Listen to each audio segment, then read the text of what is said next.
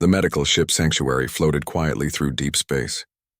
Inside, Dr. Kate Morrison walked down the white corridor toward the bridge. She carried her tablet and a cup of coffee that had gone cold an hour ago. It was her third shift this week, and exhaustion pulled at her shoulders like heavy weights. Kate was 32 years old and had been working on the Sanctuary for 2 years. She had dark hair pulled back in a practical ponytail and steady hands that never shook, even during the worst emergencies. Back on Earth, she had worked in emergency rooms in places where resources were scarce and hope was scarcer. Space was not so different. People got sick. People got hurt, and doctors did what they could with what they had. The Sanctuary was part of something called the Galactic Health Consortium. Different alien species worked together to provide medical help across the galaxy. Kate was one of only 3 humans on board. The rest of the crew came from worlds she had never visited and spoke languages she was still learning. Commander Zethris stood at the main console when Kate entered the bridge. The Avorian captain looked like living crystal, with light refracting through his translucent body in soft blue patterns. He turned when Kate approached, his movements precise and careful. "We have received a distress call," Zethris said. His voice had a chiming quality like wind through glass. "A Volcari transport ship. They report illness among their crew." Kate nodded and pulled up the information on her tablet. The Volcari were a species she knew mostly from stories. They looked like enormous wolves that walked on 2 legs, covered in thick fur with sharp teeth and sharper claws. Their culture valued strength and honor above everything else. They were warriors, traders, and explorers, but they were also deeply traditional, with customs that sometimes seemed strange to outsiders. "What kind of illness?" Kate asked. They did not specify. They only said it was urgent. Zethris paused. "They mentioned cubs," Kate's chest tightened. Cubs meant children. Sick children were always the hardest cases. She had learned that truth in her first year of medical school, and had felt it proven again and again throughout her career. "How long until we dock?" she asked. 2 hours. Kate spent those 2 hours preparing. She gathered supplies and reviewed what little medical information existed about Volcari biology. Their physiology was similar to Earth's canines in some ways, but they were much larger and had different reactions to many common medications. She made notes and double-checked her portable medkit. Dr. Hilvar found her in the supply room.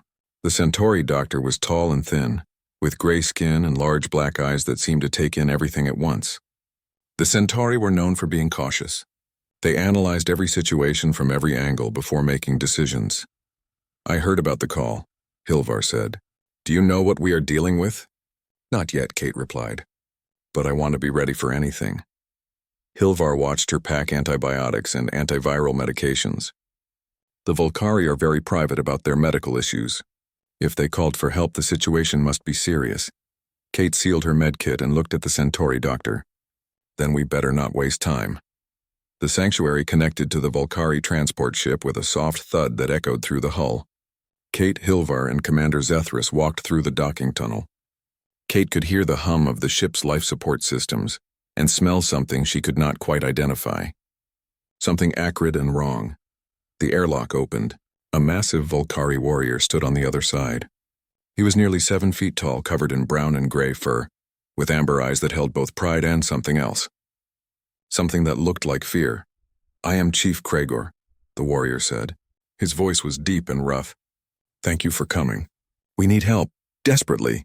Kate noticed that Kregor stood stiffly, keeping distance between himself and the visitors. Other Volcari crew members lined the corridor behind him. All of them looked tense. All of them kept their ears flat against their heads. "What is the situation?" Commander Zethris asked. Kregor's jaw worked as if the words were difficult to speak. 3 cubs. They have crimson fever." The silence that followed was heavy. Kate did not understand at first, but she saw the way Hilvar went very still. The Centauri doctor's large eyes widened. "Crimson fever," Hilvar repeated. "Are you certain?" "Yes." Kregor's voice dropped to barely above a whisper. "We are certain." "What is crimson fever?" Kate asked. "I am not familiar with it." Hilvar turned to her. "It is highly contagious. It affects mammalian species. The mortality rate is extremely high. 97% of those infected die within 7 days." Kate absorbed this information. "And the cubs?" "They are isolated," Kregor said. "In the cargo bay. We cannot touch them. It is forbidden." Kate frowned. What do you mean, forbidden? Cragor's ears pressed even flatter against his skull. The crimson fever is a death curse. Our traditions say that those who touch the infected will bring the curse upon themselves and their families. We cannot help them. We can only wait. Wait for what? Kate asked, though she already knew the answer. For them to die. Cragor's voice broke on the last word. We called you because we hoped that someone without our burden of tradition might be able to do what we cannot. Kate looked at Commander Zethris. The Avorian captain's crystalline features were unreadable. We should assess the situation first, Zethris said. Gather information. Then we can determine the appropriate response. Chief Cragor led them through the ship.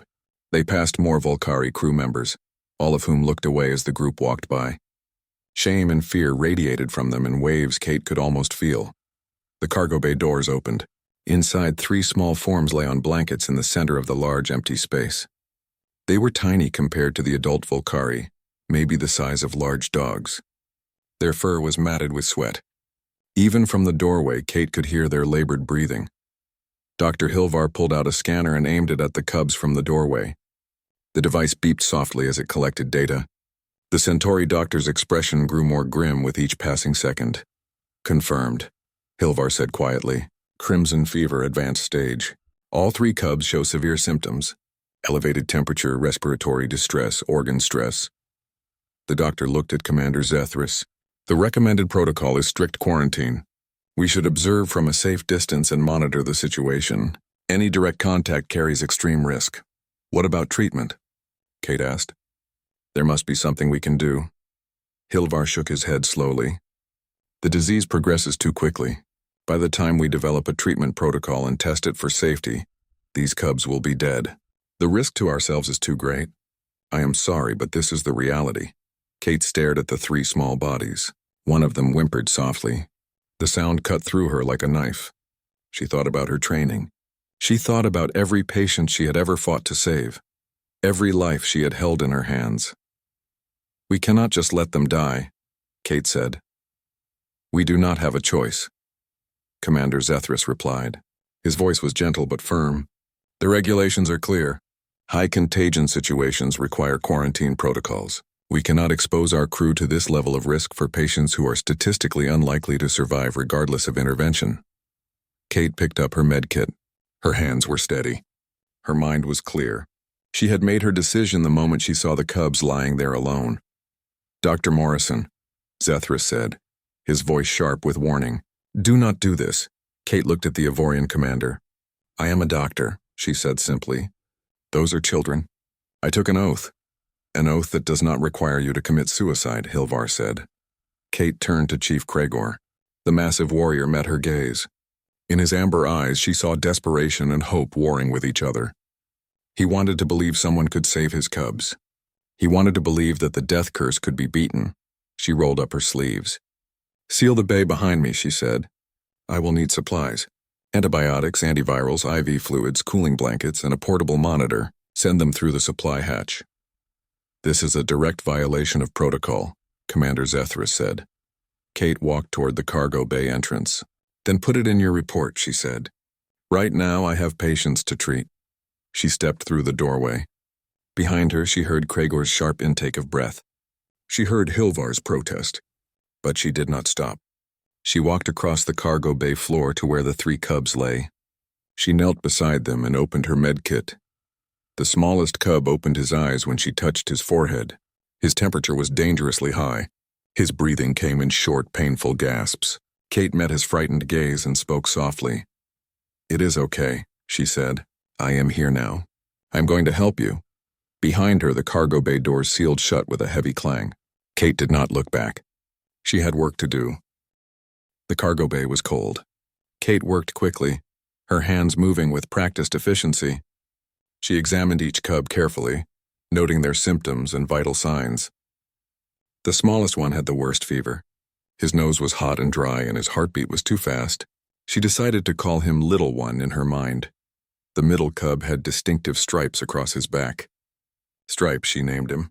He was conscious but barely responsive. His breathing rattled in his chest. The largest of the 3 had a white patch over one eye. Patch looked at Kate with confusion and fear, but he did not pull away when she touched him. Kate started with little one because he needed help the most urgently. She carefully inserted an IV line into his small foreleg. Her hands were gentle but sure. She had done this procedure thousands of times on humans and now on an alien child who looked like a wolf pup. The principle was the same. Find the vein, insert the needle, secure the line, start the fluids. The supplies came through the hatch as she requested. She heard the soft thud of boxes being placed in the airlock. She retrieved them quickly and returned to her patients: antibiotics, antivirals, fever reducers, cooling blankets, monitors, everything she needed to fight. Through the transparent barrier that separated the cargo bay from the rest of the ship, Kate could see figures watching. The Volcari crew had gathered. They stood in silence, their amber eyes fixed on the human doctor who had done what none of them could. Chief Kragor stood closest to the barrier. His massive hands were pressed against the transparent surface. Kate focused on her work.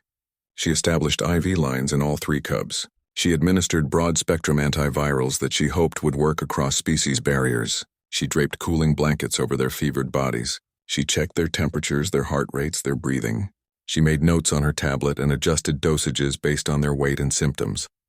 Hours passed. Kate did not leave the cubs' side. She monitored them constantly, watching for any change.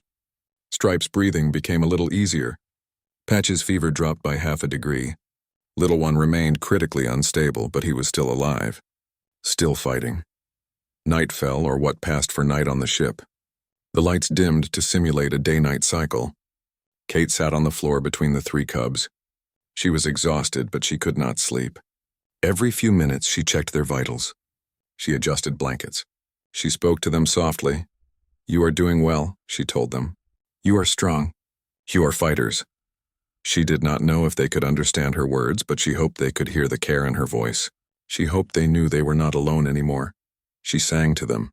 Old Earth lullabies that her mother had sung to her when she was small. Songs about stars and dreams and tomorrow coming soon. Her voice was not beautiful, but it was warm and human in the cold cargo bay. Outside the barrier, the Volcari crew continued their vigil. They watched the human doctor care for cubs that their own culture had forced them to abandon. Some of them looked away, shame written clearly in their posture. Others watched with something like wonder. This small human, fragile and weak by Volcari standards, had walked into death without hesitation. On the sanctuary, Commander Zethris and Dr. Hilvar monitored the situation through remote cameras. The Centauri doctor had not left the monitoring station since Kate sealed herself in the cargo bay. "Her technique is sound," Hilvar observed. "She is doing everything correctly. But the disease progresses too quickly. Even with treatment, the statistical likelihood of survival is minimal." "And yet she tries," Zethris said. "This is very human. It is illogical. Perhaps." The Avorian captain tilted his crystalline head. "But I am beginning to understand why humans have proven so successful despite their physical limitations. They do not accept defeat as easily as logic would suggest they should." Dawn came. Kate had not slept. Her eyes burned with fatigue, but her hands remained steady. She changed IV bags. She wiped fevered brows with cool cloths. She checked and rechecked vital signs. Stripe opened his eyes. They were clearer than they had been the day before. He looked at Kate, and something in his expression changed. Recognition, maybe, or trust. He made a soft sound, almost like a whine. "I know," Kate said gently. "I know it hurts. But you are getting better." "Can you feel it?" "You are getting stronger." Stripe's tail moved slightly. The tiniest wag. Kate felt her chest tighten with emotion. It was the first real sign of improvement. The first indication that her efforts might not be in vain. Outside the barrier, she heard a sound like a collective exhale. The Volcari had seen it too. Hope flickered in eyes that had held only despair, but little one was not improving. His fever remained dangerously high. His breathing grew more labored with each passing hour. Kate increased his fluids. She adjusted his medications. She did everything she knew how to do. But the tiny cub continued to fade. By midday, Patch was showing improvement as well. His temperature had dropped significantly. He was able to lift his head and drink water on his own. But little one lay still, his small chest rising and falling with painful effort. Kate knelt beside him. She placed her hand on his small head. "Come on," she whispered. Come on, little one, fight, please fight. His heart rate spiked suddenly. Kate's monitor alarmed. She grabbed her stethoscope and listened. The rhythm was wrong, irregular, dangerous. No, Kate said. No, no, no. Little one's heart stopped. Kate did not think. She acted. She positioned her hands on the tiny chest and began compressions. She had never performed CPR on a Volcari before. She did not know if the technique would even work on their physiology. But she had to try. She counted compressions. She breathed for him. She checked for a pulse. Nothing. She continued. Her arms burned. Her shoulders ached. She did not stop. Outside the barrier, Chief Kragor turned away. He could not watch anymore. Other Volcari followed suit. They could not bear to witness the death of the smallest cub, even as the human refused to give up. 5 minutes of CPR. Kate's muscles screamed in protest. Sweat dripped into her eyes. She continued. 10 minutes. Her training told her to stop. Statistics told her it was over. But something deeper, something fundamentally human, told her to keep going. One more compression. One more breath. One more chance. 15 minutes. Kate's vision blurred with exhaustion and tears she did not have time to shed. Her hands moved automatically now, muscle memory carrying her through when conscious thought began to fail. And then, a flutter, the faintest movement beneath her hands. Kate froze. She pressed her fingers to little one's neck, searching for a pulse. There, weak but present. His heart was beating again. Kate collapsed beside him, her body shaking with exhaustion and relief. She pressed her forehead against the cool floor and let the tears come. They were tears of relief, of exhaustion, of the crushing weight of responsibility that came with holding a life in your hands and refusing to let it slip away. She heard sounds from beyond the barrier. When she looked up, she saw the Volcari crew staring at her. Chief Kragor had turned back around. His amber eyes were wide. His mouth hung open slightly, showing the tips of sharp teeth. They had watched her fight death itself and win. They had watched her refuse to accept defeat even when logic and statistics and tradition all said the fight was over. They had watched a human do what they believed impossible. Kate wiped her eyes and returned to work. Little one was alive, but he was not out of danger. She adjusted his IV.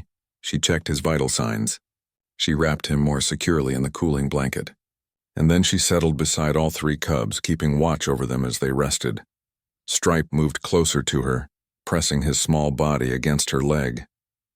Patch did the same on her other side. They sought her warmth, her presence, her protection.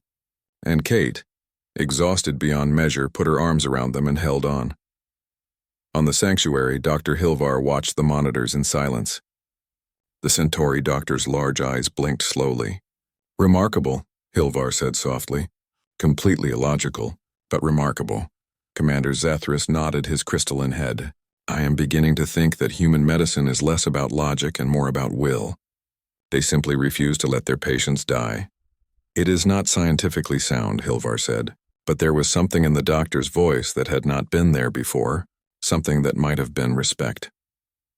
In the cargo bay, Kate finally allowed herself to rest. She did not sleep deeply.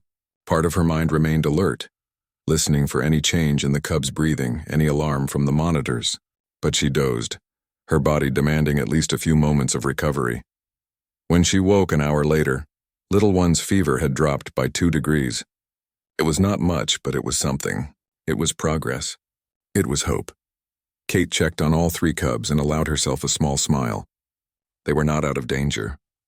The disease still raged in their small bodies. But they were fighting. And as long as they fought, she would fight alongside them. She looked toward the barrier and found Chief Kragor still standing there. The massive warrior had not moved. He watched her with an expression she could not fully read. Gratitude, certainly. Wonder, perhaps. And something else. Something that looked like he was seeing humans, seeing Kate in an entirely new way. Kate nodded to him. A simple acknowledgement. I am here. I am not giving up. Your cubs will live. Kragor pressed his massive hand against the barrier again. And for the first time since Kate had met him, the great Wario. His expression softened. He mouthed 2 word A3 began with cautious optimism. Stripe was able to sit up on his own. Patch had eaten a little food. Little one's vital signs were still concerning, but they had stabilized. Kate felt the exhaustion deep in her bones, But she refused to rest for more than short periods. The cubs needed constant care, and she was the only one who could provide it. She did not notice the slight headache at first. She attributed it to lack of sleep and stress. But by midday, the headache had grown worse. Her throat felt scratchy. She checked her temperature with a handheld scanner and felt her stomach drop. 99.8 degrees. Elevated. Not dramatically, but enough to be concerning. Kate sat down heavily on the cargo bay floor. She ran the scanner over herself again, hoping for a different result. The number did not change. She was developing symptoms. The crimson fever had crossed the species barrier. Through the barrier, she saw Dr. Hilvar's eyes widen. The Centauri doctor was monitoring Kate's vital signs remotely. Hilvar activated the communication system immediately. Dr. Morrison, your temperature is elevated. Are you experiencing any other symptoms? Kate touched her throat. Headache. Sore throat. Mild fatigue, but that could be from not sleeping. You need to begin treatment immediately. I am sending in a full medical kit. You must isolate yourself from the cubs and focus on your own care. Kate looked at the 3 small bodies sleeping nearby. I cannot leave them. They still need monitoring. Little one especially. His condition could change at any moment. Commander Zethris's voice came through the speaker. Dr. Morrison, this is a direct order. You will separate yourself from the cubs and begin treatment protocols. Your life is at risk. So are theirs, Kate replied. If I stop treatment now, little one might not survive. Stripe and Patch are improving, but still vulnerable. I cannot abandon them. You are infected, Hilvar said, his voice rising with urgency. The mortality rate is 97%. You need immediate intervention. Kate stood up, swaying slightly as the headache pulsed behind her eyes. Then send me what I need, and I will treat myself while I continue treating them. I'm not leaving these cubs. Silence fell. Kate could imagine the argument happening on the other side of the barrier. Regulations versus compassion. Safety protocols versus the reality of 3 children who would die without care. Finally, Hilvar spoke again. Very well. I am sending treatment. But I want vital signs every hour. If your condition deteriorates significantly, we will extract you by force if necessary. Kate nodded, even though she knew they could not force her to do anything while she remained sealed in the cargo bay. She had control of the door locks from inside. But she did not say that. Instead, she said, understood.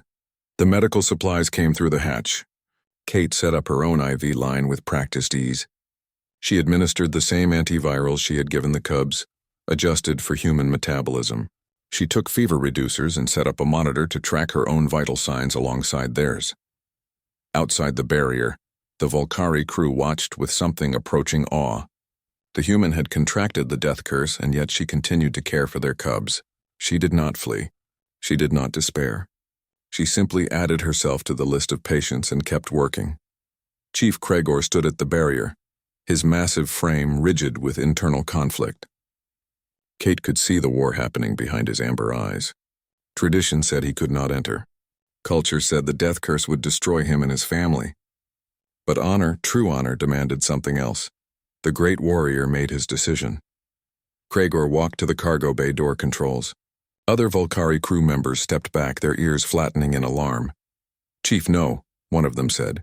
The curse will take you. Kregor looked at his crew. A human has shown more courage than all of us combined. She has no duty to our cubs. She has no connection to our people, yet she fights for them as if they were her own. She has now contracted the fever herself and still refuses to abandon them. He pressed the door release. If she can face this death curse for our children, then I can face it too. I will not let her stand alone. The door opened. Kregor stepped through. Kate looked up in surprise as the massive Volcari warrior entered the cargo bay. The door sealed behind him. What are you doing? Kate asked. Kregor knelt beside the cubs. His huge hands hovered over Stripe's sleeping form, trembling slightly. Thousands of years of cultural prohibition warred with instinct and love. Finally, slowly, he placed his hand on his cub's head. Stripe stirred and opened his eyes. When he saw his father, the cub made a sound of pure joy. He tried to get up, but he was still too weak. Kregor carefully gathered the cub into his arms, holding him gently despite the warrior's obvious strength.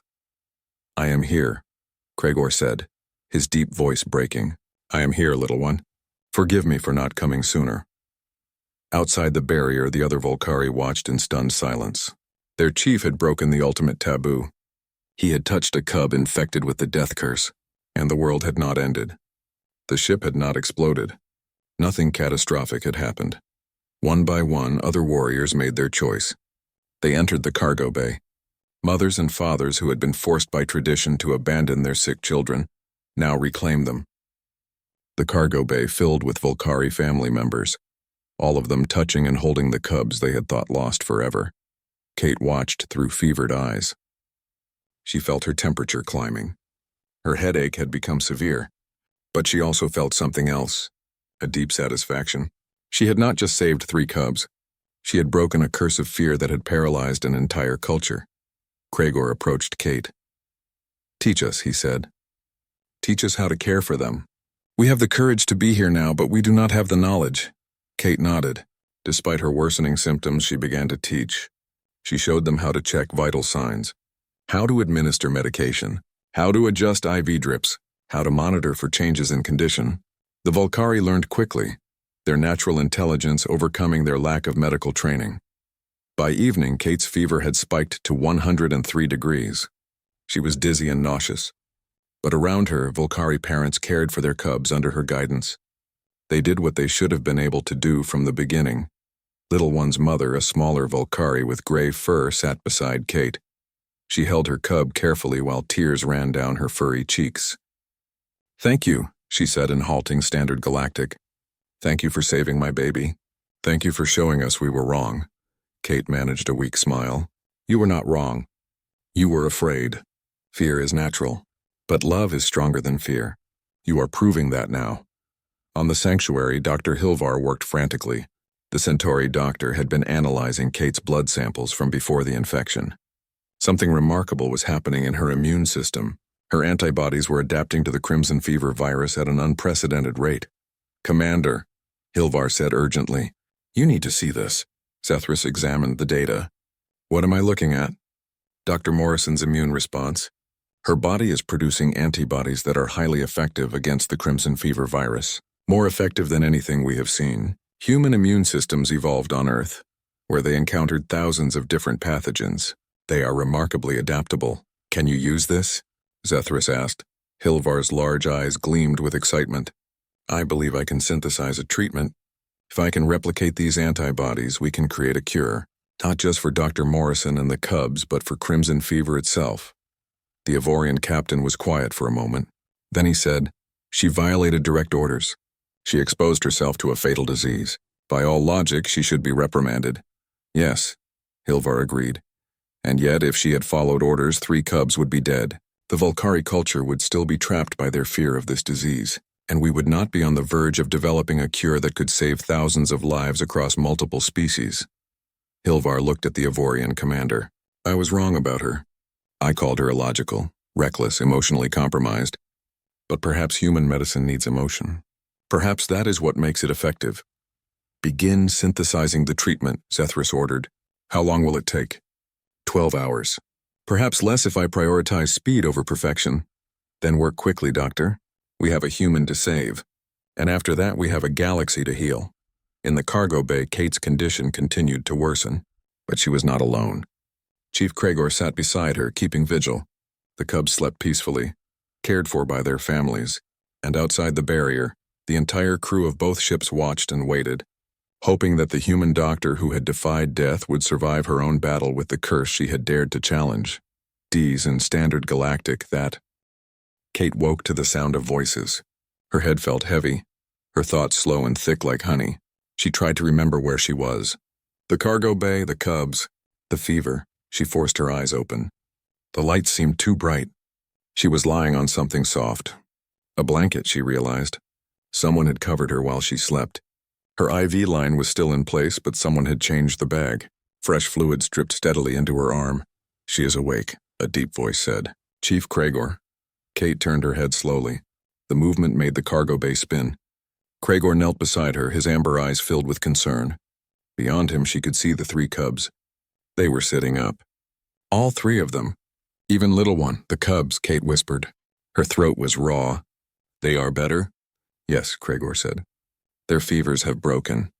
They are eating and drinking. You saved them, Dr. Morrison." Kate tried to smile, but her face felt numb. How long have I been asleep? 14 hours. Your fever climbed very high. We thought we would lose you. The warrior's voice broke slightly, but Dr. Hilvar developed a treatment. It is made from your own blood. Your antibodies. Kate processed this slowly. Her own antibodies, of course. Her immune system had been fighting the virus. If Hilvar could isolate and replicate those antibodies, they could treat not just her, but anyone with crimson fever. Did it work? She asked. Your temperature is 98.6 degrees, normal for a human. The treatment worked. You are recovering. Relief washed over Kate. She closed her eyes for a moment, feeling the weight of fear lift from her chest. She would live. The cubs would live. Everyone would live. Stripe wobbled over to her, his small legs still unsteady. He pressed his nose against her hand. Kate stroked his fuzzy head, marveling at how much stronger he looked compared to the dying cub she had first encountered.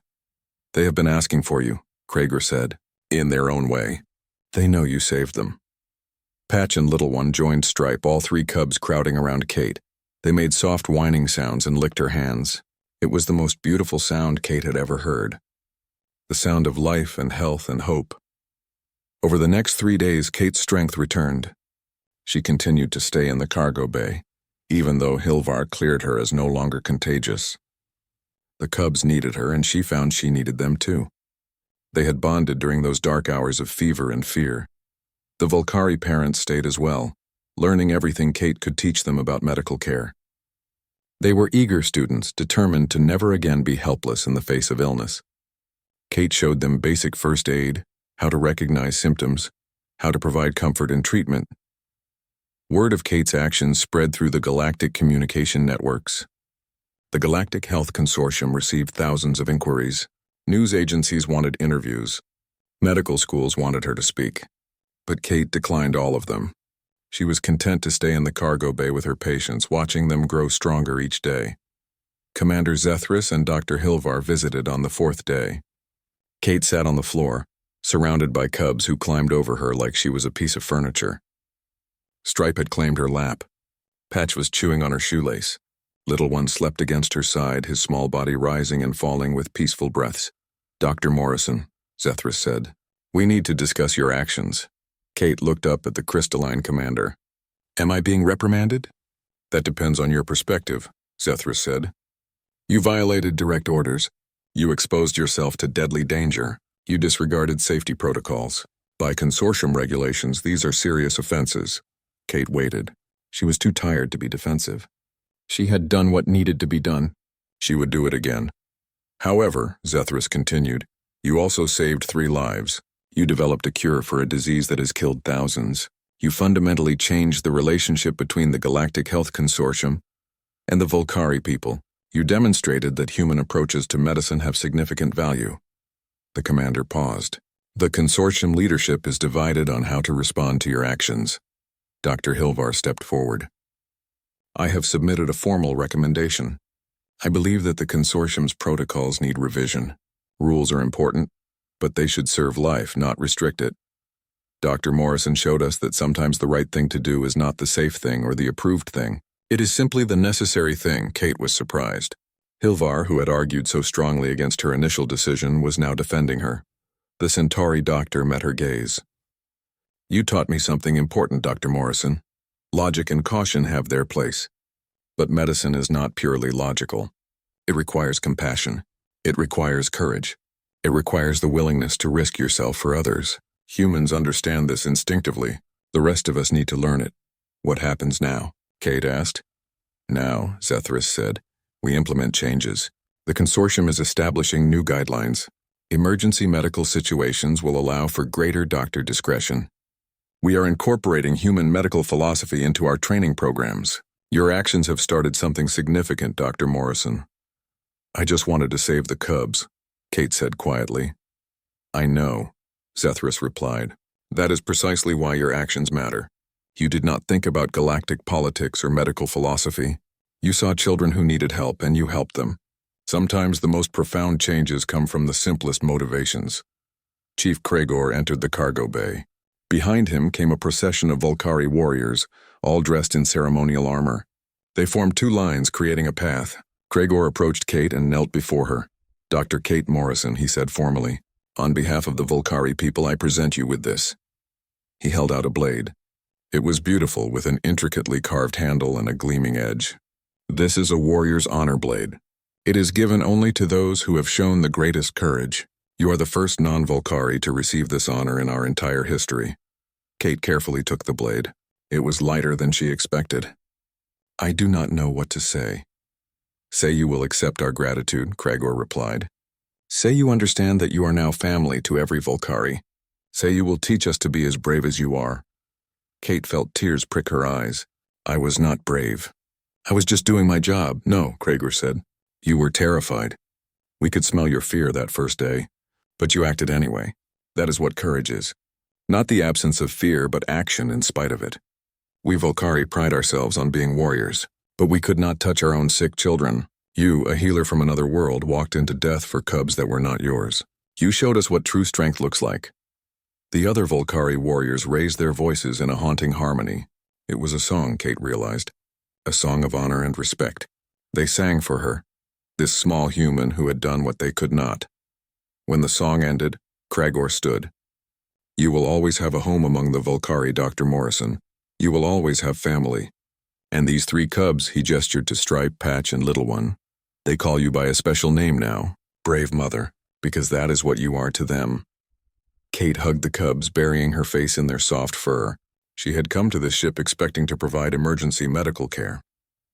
She had not expected to become part of a family. She had not expected to change lives or to have her own life changed in return. But that was the thing about medicine, Kate thought. It was never just about treating symptoms or fixing bodies. It was about connection. It was about seeing someone in need and choosing to help regardless of the cost. It was about refusing to accept that some lives were not worth fighting for. She had learned that truth on Earth. She had carried it into space. And now in a cargo bay light years from home, surrounded by alien children who had become her own, she knew that truth would guide her for the rest of her career. Some things transcended species. Some things transcended culture. Compassion was one of them. And humans, Kate thought with quiet pride, understood compassion better than most. The day of departure arrived too quickly. Kate stood in the cargo bay that had been her home for nearly 2 weeks. The space looked different now, clean and empty, ready to return to its original purpose. But Kate would always see it as it had been, filled with 3 dying cubs and a choice that changed everything. The cubs were completely healthy now. They ran and played with the endless energy of young creatures who had forgotten they had ever been sick. Little One, who had nearly died in Kate's arms, now wrestled with his brothers, his small body strong and vital. But they had not forgotten Kate. When she knelt down, all 3 cubs rushed to her, climbing over each other to be closest. They whined and licked her face, their tails wagging furiously. Kate hugged them, breathing in their warm puppy smell, trying to memorize this moment. "They do not want you to go," Little One's mother said softly. The female Volcari stood nearby, watching her cub with eyes that still held traces of the fear she had lived with for so long. "Neither do we." "I know," Kate said. "I do not want to leave them either, but I have other patients waiting, other people who need help." Chief Cragor entered the cargo bay. His ceremonial armor gleamed in the light. Behind him came the rest of his crew, all dressed formally. This was a warrior's farewell, Kate realized. An honor given to family. "Dr. Morrison," Cragor said, "before you go, I must tell you something. What you did here will not be forgotten. Not by my people, not by the galaxy. You showed us that tradition can be wrong, that fear can be overcome, that sometimes the bravest thing is to simply care." He placed a hand on her shoulder. The gesture was gentle despite his enormous strength. "The Volcari clans have declared you honorary family. You are welcome in any Volcari home on any Volcari world. Your name will be taught to our cubs. The human who broke the death curse." Kate felt her throat tighten with emotion. "I just did what any doctor would do." "No," Cragor said firmly. "You did what any doctor should do, but most would not. There is a difference." The cubs refused to let Kate go easily. She had to gently extract herself from their embrace, promising she would visit. Chief Cragor finally picked up his cubs, one under each massive arm, while Little One's mother collected her son. The cubs whimpered and reached for Kate as she walked toward the airlock. "We will send pictures," Cragor promised. "Every week. You will watch them grow. Kate nodded, not trusting herself to speak. She stepped through the airlock and returned to the sanctuary. The door sealed behind her with a soft hiss. Through the window, she could see the Volcari crew standing at attention, saluting her in their traditional way. The cubs struggled in their parents' arms, still trying to reach her. Commander Zethris met her in the corridor. The Volcari transport is preparing to depart. Dr. Hilvar is waiting for you in the medical bay. There is something you should see. Kate followed the crystalline commander to the medical bay. Dr. Hilvar stood at a console, surrounded by data displays. The Centauri doctor turned when they entered. Dr. Morrison, Hilvar said, I have completed the analysis of the Crimson Fever cure. The treatment derived from your antibodies is 98% effective across all mammalian species tested. The Galactic Health Consortium has approved it for immediate distribution. Hilvar pulled up a map of the galaxy. Red dots marked locations where crimson fever outbreaks had been reported over the past century. There were hundreds of them. Thousands of lives lost. All of these deaths can now be prevented, Hilvar said quietly, because you refused to follow orders, because you chose to act instead of observe, because you were willing to risk everything for 3 children who were not even your species. Kate stared at the map. Each red dot represented families torn apart by disease, parents who had lost children, children who had lost parents. All of that suffering could end now. I did not think about any of that, Kate said. I just saw cubs who needed help. That is exactly my point, Hilvar replied. You did not calculate odds. You did not consider galactic implications. You simply acted with compassion. And that compassion may save more lives than any calculation could have. Commander Zethris cleared his throat. Dr. Morrison, you have received a formal offer from the Galactic Medical Academy. They want you to lead a new program teaching human medical philosophy to practitioners from other species. It is a prestigious position. You would work at the Central Academy on Centaurus Prime. Kate was quiet for a moment. Teaching at the Academy would mean comfort, respect, influence. She could shape the future of galactic medicine. She could train thousands of doctors. I appreciate the offer, she said finally, but I need to decline. Both Zethris and Hilvar looked surprised. May I ask why? The commander asked. Kate smiled. Because there are patients out here who need help. People in remote places where regulations matter less than results, where doctors have to make difficult choices every day. That is where I am needed. Not in a classroom on Centaurus Prime. You wish to remain on the sanctuary? Zethris asked. Even after everything that happened? Especially after everything that happened, Kate said. I understand the mission better now. We do not just provide medical care. We provide hope. We show people that their lives matter, regardless of species or circumstance. I want to continue doing that, Hilvar nodded slowly. I understand. And for what it is worth, I am glad you are staying. I have learned much from working with you. I would like to learn more. Then we will learn from each other, Kate said. Your caution and logic. My instinct and compassion. Together we can provide better care than either of us could alone. The sanctuary's communication system chimed. A new distress call. Somewhere in the galaxy someone needed help. Commander Zethris checked the details. A mining colony on the outer rim. They report an outbreak of respiratory illness. The population is mixed species, mostly workers from low-income backgrounds. They have minimal medical facilities. Kate was already moving toward the supply room. How long until we arrive? 6 hours. Then I will prepare the medical supplies. Dr. Hilvar, can you pull up any information we have on common respiratory illnesses in that region? Already on it, the Centauri doctor replied. As Kate gathered supplies, she thought about the cubs. By now, the Volcari transport would be preparing to jump to faster-than-light travel. Stripe, Patch, and Little One would be returning to their home world, healthy and whole. They would grow up with a story to tell. The story of a human doctor who saved them when everyone else had given up. But Kate knew the real story was bigger than that. It was about choosing action over fear. It was about valuing life over regulations. It was about understanding that sometimes the most important thing a doctor could do was simply refuse to accept defeat. A young medical student appeared in the doorway. She was Centauri, with the same large eyes and gray skin as Dr. Hilvar. She watched Kate work with obvious curiosity. Dr. Morrison? The student said hesitantly.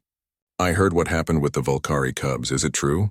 Did you really enter the quarantine zone without permission? Kate paused in her work.